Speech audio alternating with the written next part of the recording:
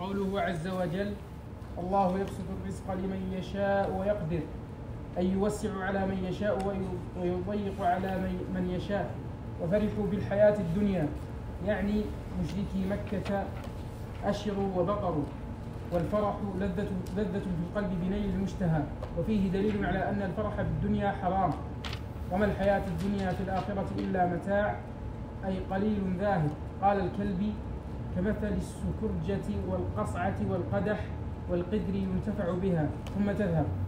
ويقول الذين كفروا من أهل مكة: لولا أنزل عليه آية من ربه، قل إن الله يضل من يشاء ويهدي إليه من أناب، أي يهدي إليه من يشاء بالإنابة. وقيل يرشد إلى دينه من يرجع إليه بقلبه. الذين آمنوا في محل النصب بدل من قوله من أناب. وتطمئن تسكن قلوبهم بذكر الله. قال مقاتل: بالقرآن، والسكون يكون باليقين والاضطراب يكون بالشك. ألا بذكر الله تطمئن القلوب، تسكن قلوب المؤمنين ويستقر فيها اليقين. قال ابن عباس: هذا في الحلف، يقول: إذا حلف المسلم بالله على شيء تسكن قلوب المؤمنين إليه. فإن قيل: أليس قد قال الله تعالى: إنما المؤمنون الذين إذا ذكر الله وجلت قلوبهم، فكيف تكون الطمأنينة والوجل في حالة واحدة؟ قيل: الوجل عند ذكر الوعيد والعقاب، والطمأنينة عند ذكر الوعد والثواب. فالقلوب توجل إذا ذكرت عدل الله وشدة حسابه، وتطمئن إذا ذكرت فضل الله وثوابه وكرمه. الذين آمنوا وعملوا الصالحات ابتداء، طوبى لهم خبر. واختلفوا في تفسير طوبى. روي عن ابن عباس رضي الله عنهما: فرح لهم وقرة عين. قال عكرمة: نعم ما لهم. وقال قتادة: نعم مآلهم. في حط مد غلط. مآلهم يعني المرجع.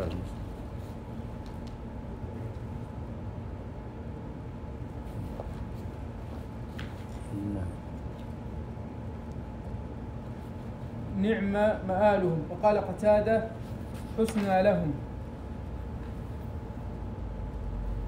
لهم. وقال معمر عن قتادة: هذه كلمة عربية. معمر نعم. قال قتادة وقال معمر عن قتادة: هذه كلمة عربية يقول الرجل للرجل: طوبى لك، أي أصبت خيرا. وقال إبراهيم: خير لهم وكرامة. وقال الفراء: أصله من الطيب، والواو فيه لضمة الطاء، وفيه لغتان.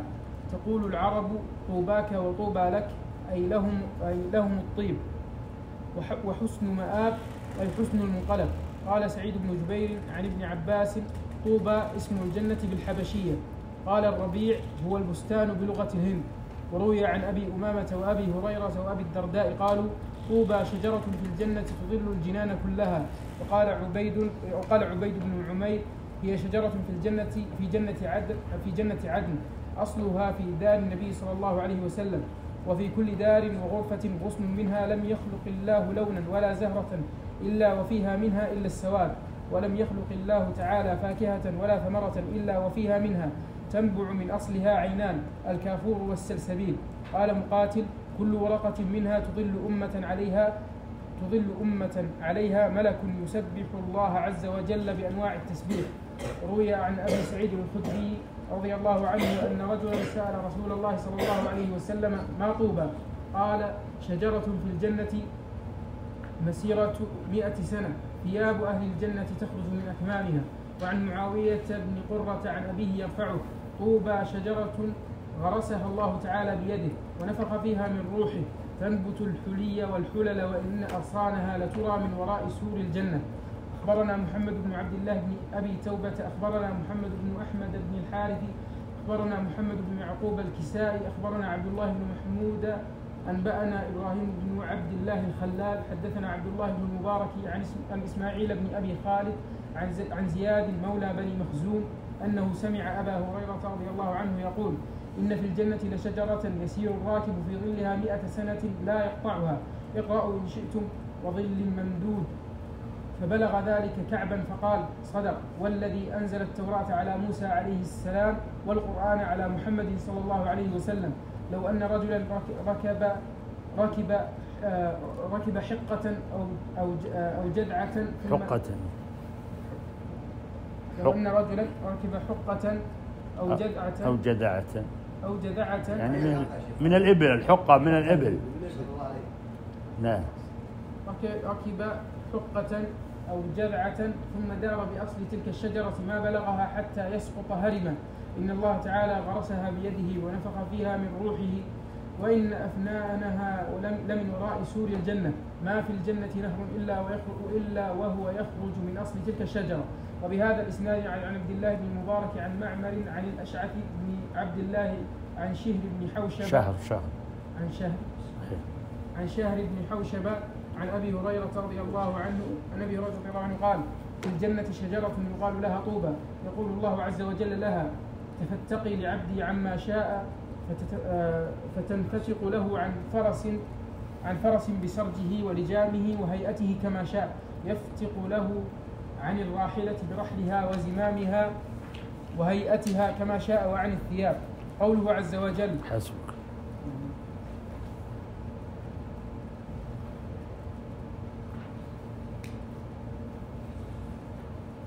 بسم الله الرحمن الرحيم، الحمد لله رب العالمين، وصلى الله وسلم على نبينا محمد وعلى آله وصحبه أجمعين. اللهم علمنا ما ينفعنا وانفعنا بما علمتنا وزدنا علما يا رب العالمين. سبحانك لا علم لنا إلا ما علمتنا إنك أنت العليم الحكيم. نعود إلى الآيات الكريمات التي سبقت، فيها يجب علينا أن نقف معها لأن فيها صفات المؤمنين، وصفات المؤمنين إذا ذكرت في القرآن فينبغي للمؤمن أن يعقلها يتصف بها حتى يكون منهم، نسأل الله من فضله، فإن فضل الله عظيم. في هذه الآيات يقول الله جل وعلا: أفمن يعلم أن ما أنزل إليك من ربك الحق كمن هو أعمى إنما يتذكر أولو الألباب.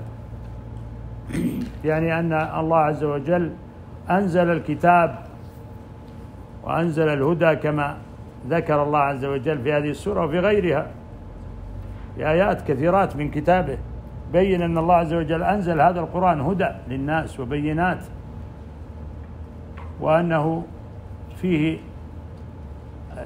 النجاة، من أخذ به هدي إلى طريق مستقيم، ومن اعتصم بالله هدي إلى صراط مستقيم.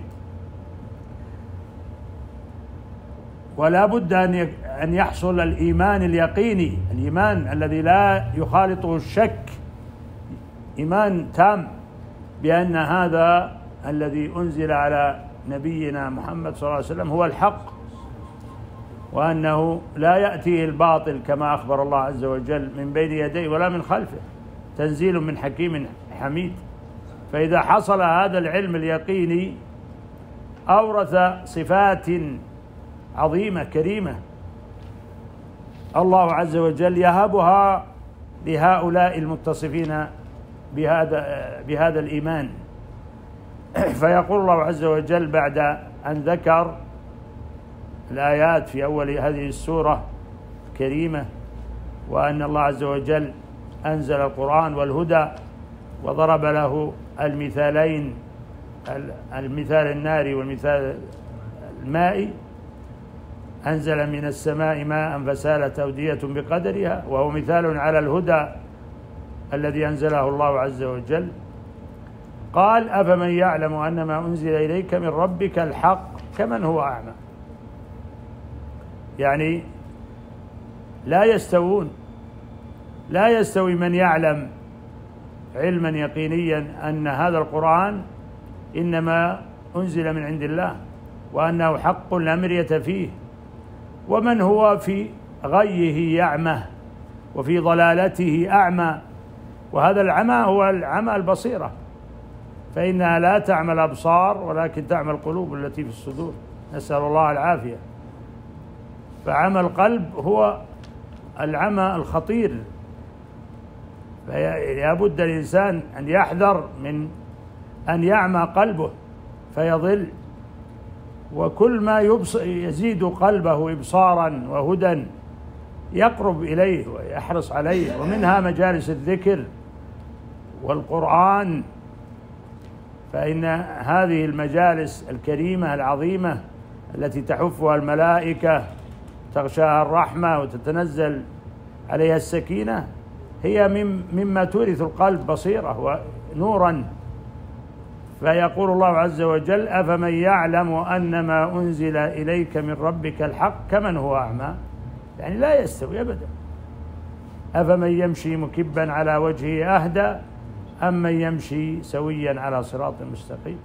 وكثيرا ما يذكر الله عز وجل في كتابه هذه المقارنات بين الهدى والضلال، وبين العمى والبصيرة، وبين الظل والحرور، وبين الأحياء والأموات. كل هذا يدل على الفارق الهائل الكبير بين الفريقين. مثل الفريقين كالأعمى والأصم والبصير، كما قال الله عز وجل. فيقول: أفمن يعلم أن ما أنزل إليك من ربك الحق كمن هو أعمى إنما يتذكر أولو الألباب. فيثني الله عز وجل على عباد الله المتذكرين المؤمنين بأن هذا الذي أنزل على رسول الله صلى الله عليه وسلم من القرآن ومن السنة، فإن السنة من الوحي، وما ينطق عن الهوى إن هو إلا وحي يوحى. ألا إني أوتيت القرآن ومثله معه. دراسة القرآن والسنة، فدراسة السنة من دراسة القرآن، وعلم السنة علم وحي، ولذلك الوحيان هما الكتاب والسنة. أفمن يعلم أن ما أنزل إليك من ربك الحق كمن هو أعمى إنما يتذكر أولو الألباب. فهذا العلم اليقيني الذي حصل في القلب فأبصر وصار مبصرا ولو كان كفيفا، والطائفة الأخرى أصبح أعمى ولو كان بصيرا ومبصرا. فسبحان الله، فسبحان من جعل العماية والغواية على الذين لا يعقلون عن الله ما أنزله ولا يؤمنون بما جاء به، وجعل الهدى والبصيرة على من آمن بالله ولو كان لا يرى. فإن العمى هو عمى القلب، نسأل الله العافية. إنما يتذكر أولو الألباب. فحصر التذكر، وإنما هذه أداة حصر، حصر التذكر الذي يجعل الإنسان يستعد ويتذكر ويتعظ هم أولو الألباب، أولو العقول، الذين الله عز وجل أكرمهم بهذا العقل وهذا الفهم عن الله عز وجل وعن رسوله، فعلموا أن هذا الذي أنزل على رسول الله صلى الله عليه وسلم حق، وأنه جاء به من عند الله عز وجل. ثم ذكر صفاتهم، وكما أسلفت ينبغي أن نعرف هذه الصفات فنتصف بها، ونعرف صفات الذين هم في الغواية والضلالة فنحذرها. وكثيرا ما تأتي صفات المؤمنين وصفات عباد الله المؤمنين في كتاب الله، كثيرا ما تأتي، فهل نقف عندها وقفة خاصة نتأملها ونتدبرها ونعمل بها؟ هذا هو الذي ينبغي يا أخواني. ينبغي أن نعرف هذه الصفات لنتصف بها. فيقول الله عز وجل في أول صفات هؤلاء أولو الألباب المؤمنون العالمون علما يقينيا بأن ما أنزل على محمد صلى الله عليه وسلم هو الحق، أنهم أولا يوفون بعهد الله، الذين يوفون بعهد الله ولا ينقضون الميثاق. وهذا كما مر معنا في الدرس الماضي، ونعيده ونكرره للتأكيد، لأن الأمر مهم يا أخواني أن نتصف بهذه الصفات، الذين يوفون بعهد الله ولا ينقضون الميثاق.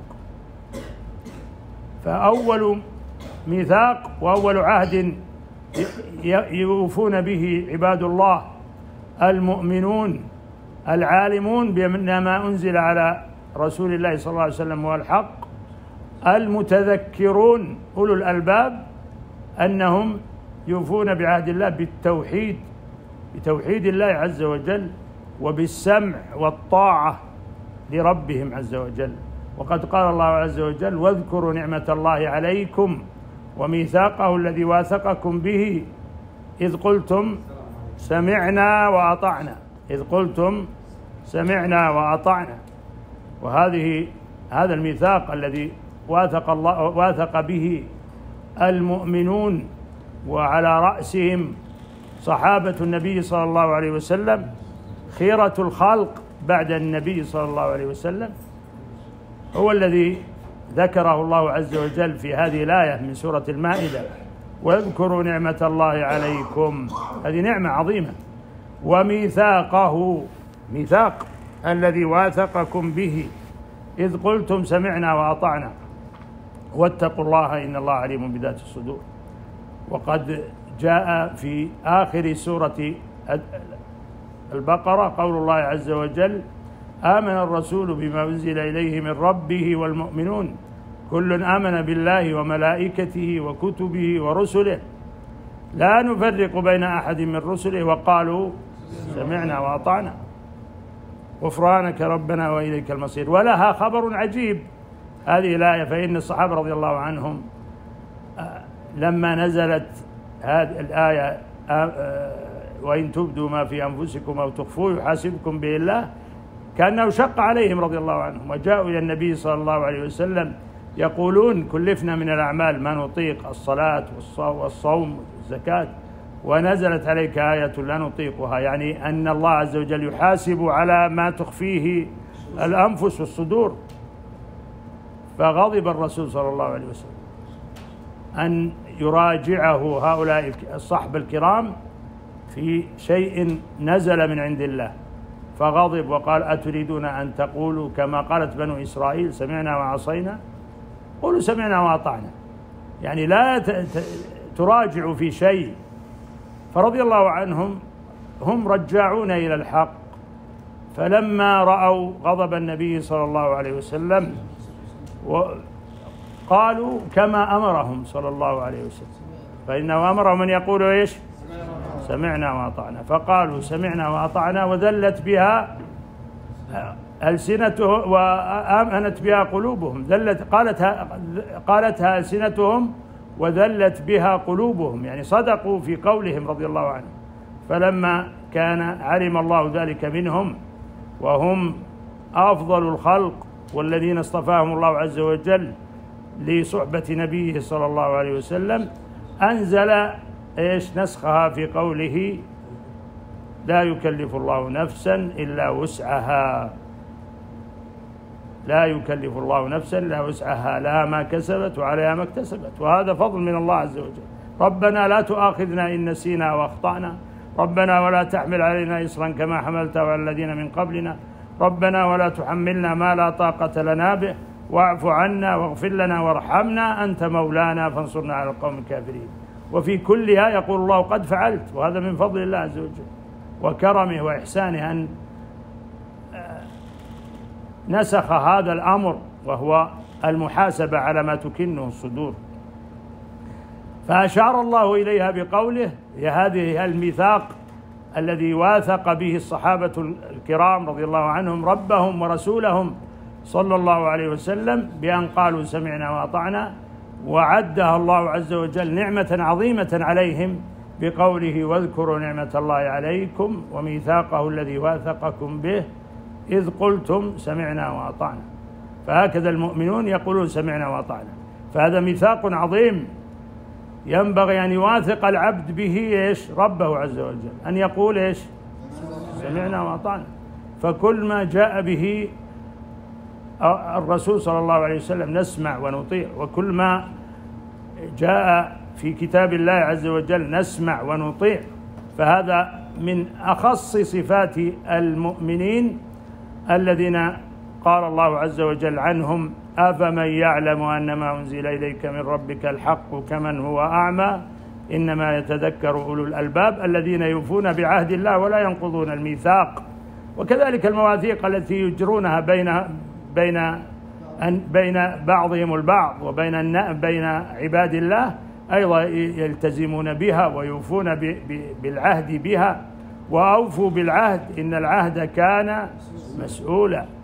ثم قال الله عز وجل: والذين يصلون ما أمر الله به أن يوصل ويخشون ربهم ويخافون سوء الحساب.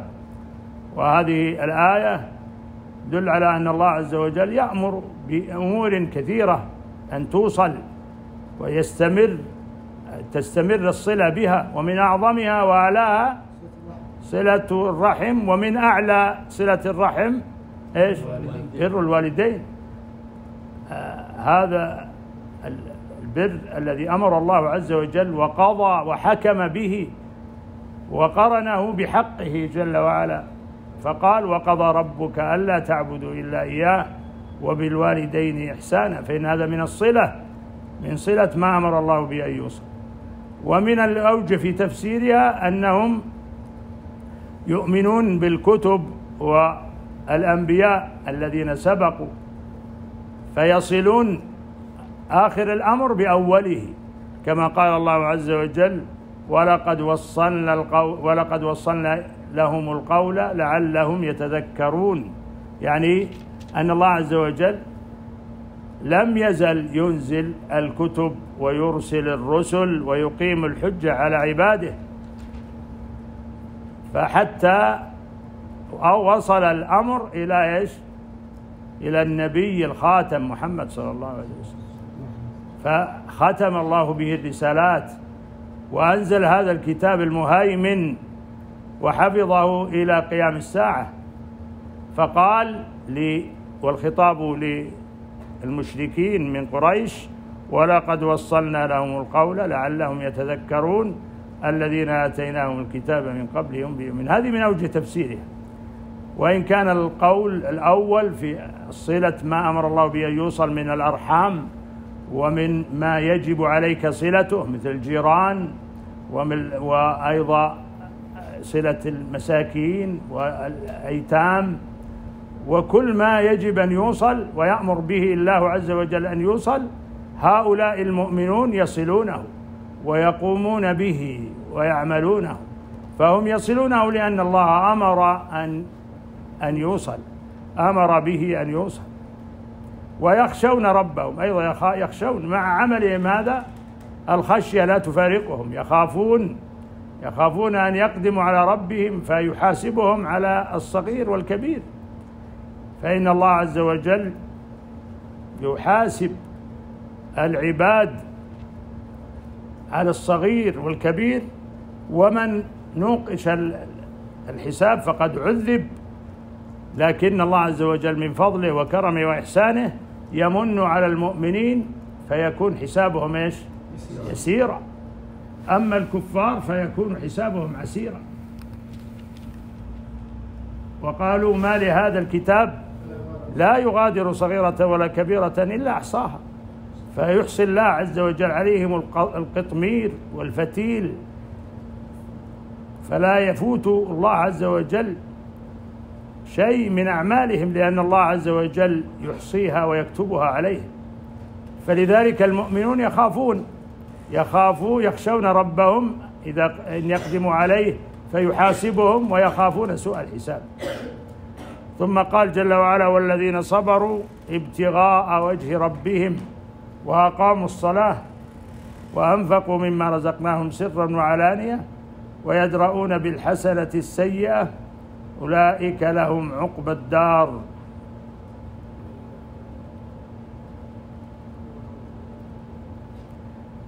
والذين صبروا أيضا من صفاتهم الصبر، والصبر له مقام في الإسلام عظيم. فإن الصبر جاءت في آيات حتى قيل أنه ذكر في أكثر من 100 موضع في كتاب الله عز وجل. 103 إيه؟ يعني ذكرا كثيرا يذكر الله عز وجل هذا الصبر الذي الله كما ذكر زياد 103. لا شك أنها لم يتكرر هذا التكرار الكثير في كتاب الله لأهميته وعظمه. فيقول الله عز وجل في آيات: واصبر وما صبرك إلا بالله، ويقول إنما يوفى الصابرون أجرهم بغير حساب، ويقول يا أيها الذين آمنوا اصبروا وصابروا ورابطوا واتقوا الله لعلكم تفلحون. والآيات كثيرة في شأن الصبر. وقال علي رضي الله عنه الصبر من الإيمان إيش كالرأس من الجسد، فمن لا صبر له لا إيمان له، من لا صبر له لا إيمان له. وقال صلى الله عليه وسلم ما أعطي أحد عطاء خيرا وأوسع من الصبر. وقال صلى الله عليه وسلم والصبر ضياء. فهذا الصبر أمر عظيم يأمر الله عز وجل. وقال في شأن المؤمنين أنهم يتواصون بالحق ويتواصون بالصبر، يتواصون بالحق ويتواصون بالصبر. والعصر إن الإنسان لفي خسر إلا الذين آمنوا وعملوا الصالحات وتواصوا بالحق وتواصوا بالصبر. الصبر أمره عظيم. فقال والذين صبروا ابتغاء وجه ربهم، فصبرهم صبر صادق لا يريدون بصبرهم إلا رضا الله عز وجل، فهم يبتغون بذلك وجه الله عز وجل.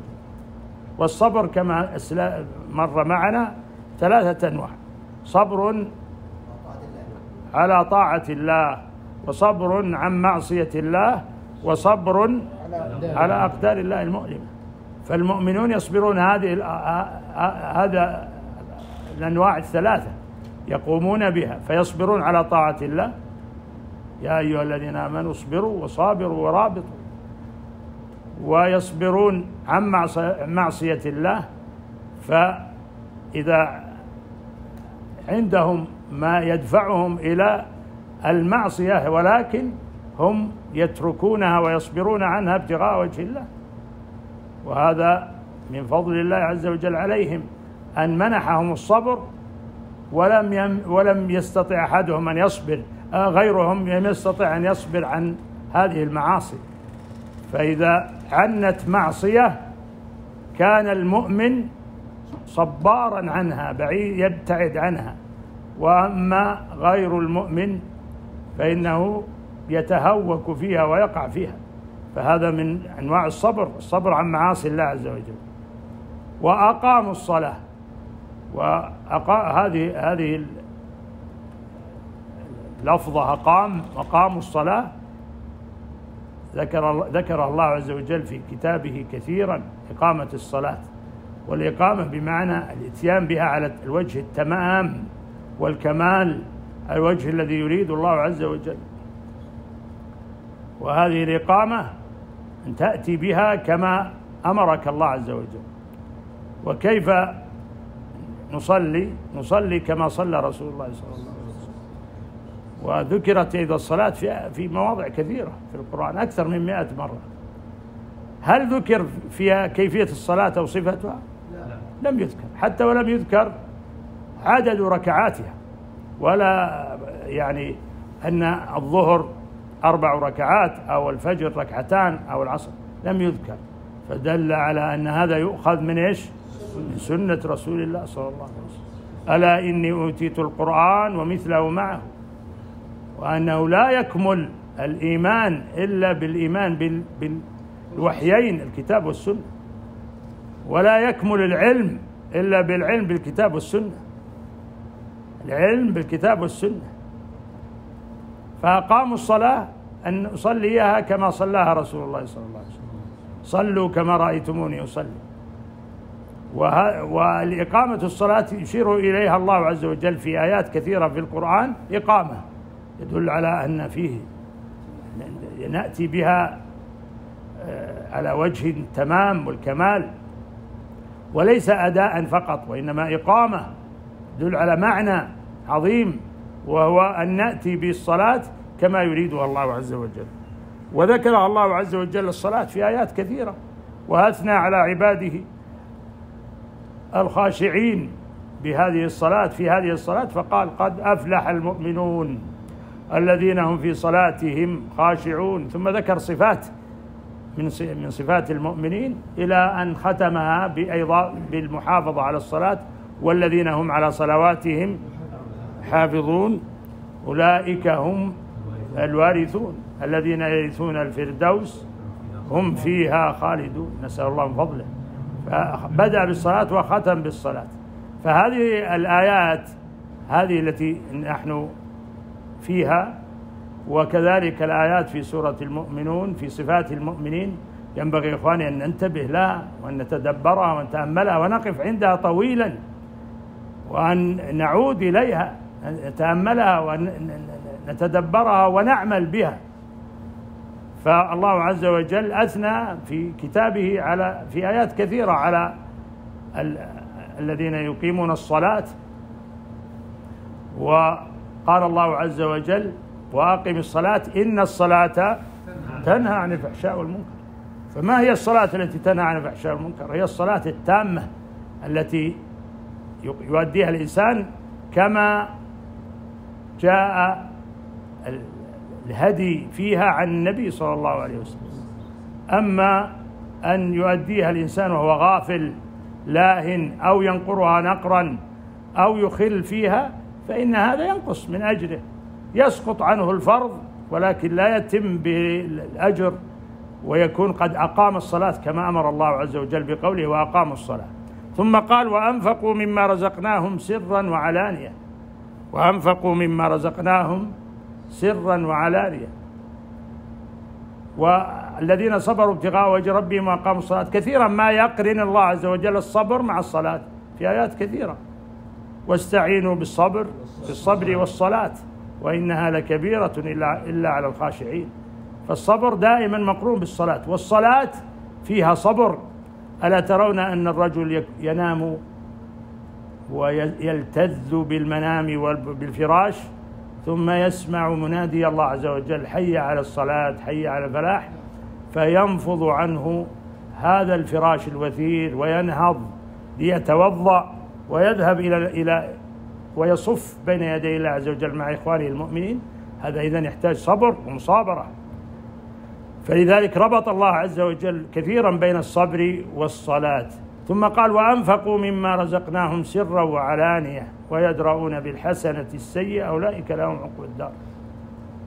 فمن صفاتهم أيضا الإنفاق في سبيل الله عز وجل، فهم ينفقون في جميع أحوالهم. فالإنفاق والإنفاق في سبيل الله والإنفاق على المساكين وعلى المحتاجين أمره عظيم عند الله عز وجل. فهم ينفقون مما رزقناهم سرا وعلانية. وانظر إلى أن الله عز وجل أشار إلى أن هذا المال المنفق منه هو رزق الله، فكيف تبخل به؟ وأنفقوا مما رزقناهم سرا وعلانية، فيثني الله عز وجل عليهم بما أنفقوا وهو الذي يرزقهم سبحانه وتعالى. وأنفقوا مما رزقناهم سرا، فالذي يبخل برزق الله الذي يرزقه يبخل بشيء رزقه الله عز وجل وأمره أن ينفقه، فهذا بخل عظيم. وهذا في شأن الزكاة بالدرجة الأولى، فإنها واجبة الزكاة. أما الصدقة فهي دليل على إيمان العبد، ولذلك سمي صدقة لأنها تدل على صدق إيمانه. وهذه الآية تشمل الزكاة المفروضة وتشمل الصدقة النافلة. وأنفقوا مما رزقناهم سرا وعلانية. وهكذا المؤمنون لا يكتفون فقط بالأمور الفرائض فقط، بل يعملون فرائض والنوافل. ولذلك قال الله عز وجل في الحديث القدسي: وما تقرب إلي عبدي بشيء أحب إلي مما افترضته عليه ولا يزال عبدي يتقرب إلي بالنوافل حتى أحبه. فإذا العبد الذي يرغب أن يحبه ربه عز وجل يتقرب إلى الله بأنواع النوافل من صلاة وصيام وصدقة وإحسان. ولذلك هذه الآية: وينفقوا مما رزقناهم سرا وعلانية في الزكاة وفي الصدقة سرا وعلانية. كيف تكون سر وكيف يكون علانية؟ يكون سر فيما يقتضيه الأمر سر، وعلانية فيما يقتضي الأمر العلانية. فإن الإنفاق في سبيل الله قد يحتاج الإنسان فيه أن يعلن إنفاقه ويظهر بإنفاقه، كما جاء في حديث القوم المضريين الذين جاءوا إلى النبي صلى الله عليه وسلم وهم حفاة عراة تظهر عليهم آثار الحاجة، وكان النبي صلى الله عليه وسلم يشق عليه ما يكون في المسلمين من الحاجة والعوز، فشق على النبي صلى الله عليه وسلم أن يرى هؤلاء الصحابة وهؤلاء المؤمنين فيهم هذه الحاجة، مع أن الصحابة الآخرون رضي الله عنهم أيضا كذلك هم في حاجة وعوز، ليسوا أغنياء، لكن هؤلاء ظهرت فيهم الحاجة الظاهرة، فظهرت على ملابسهم وعلى أنهم حافين وعلى وجوههم من الجوع والمسغبة، فقلق النبي صلى الله عليه وسلم وأخذ يدخل ويخرج، وأمر بلالا فأذن وخطب الناس وقال تصدق، حث الناس على الصدقة وقال تصدق أحدكم من ديناره من درهمه، حتى قال ولو بشق تمرة. ثم وضع بساط، فقام رجل من الأنصار رضي الله عنه ومعه صرة من مال ذهب، دنانير ذهب لا تكاد تحملها يده، أو أول من قام. ثم تتابع الناس لما رأوا أن هذا الرجل قد أنفق الذهب في سبيل الله عز وجل، تتابع الناس وقالوا كل أخذ يدفع ويضع في هذا البساط، فسر النبي صلى الله عليه وسلم بهذه المبادرة وقال من سن في الإسلام سنة حسنة فله أجرها وأجر من عمل بها إلى يوم القيامة. فهذا إيش سر العلانية؟ إنفاقه علانية، فلما اقتضى الأمر العلانية أنفق علانية، وإلا السر هو الأفضل، إن تبدوا الصدقات فنعم ما هي، وإن تخفوها وتؤتوها الفقراء فهو خير لكم. ونقف على هذا والله أعلم، وصلى الله وسلم على نبينا محمد.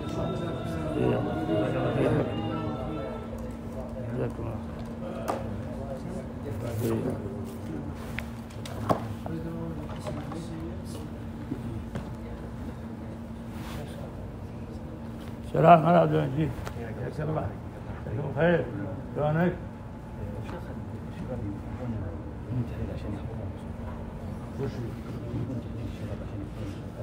خلاص أنا بخلي ياسر